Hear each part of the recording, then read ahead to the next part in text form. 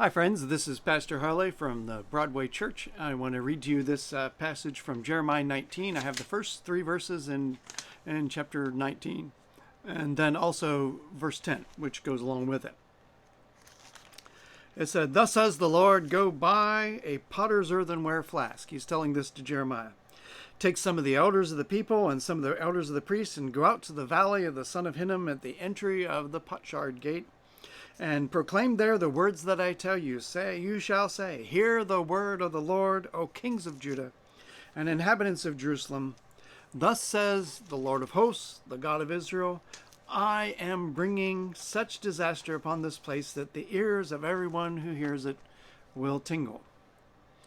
Jeremiah goes on to give a whole message of judgment. And then verse 10 says, "And then you shall break the flask in the sight of the men who go out with you."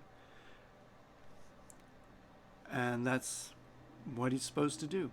Give the judgment, break the glass, break the flask. In other words, it's a pot, shatter it, let the fragments fall.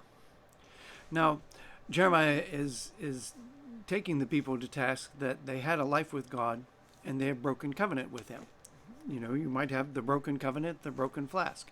They've had a relationship with God and they have turned away from him, and we might say about a person, they have a string of broken relationships behind them. They've broken that relationship and broken it in serious and lasting ways. In other words, in a way that really, to look at things, it cannot be fixed. Therefore, the city is in peril. The very community is falling apart because of disobedience to God. Now, Jeremiah himself, though knowing all this doom, said there will be a time. There will be a time when God will gather people back, when he will shepherd his people.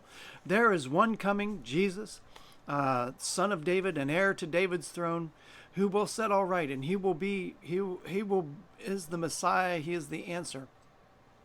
But at this point, Jeremiah is calling attention to, you can get to a point where you've broken something and it cannot, in human terms, be fixed.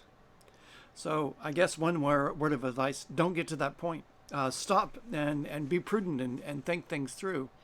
But also, it's a relationship and a life of communion with God that keeps us walking with him and keeps us from this sermon of the broken flask.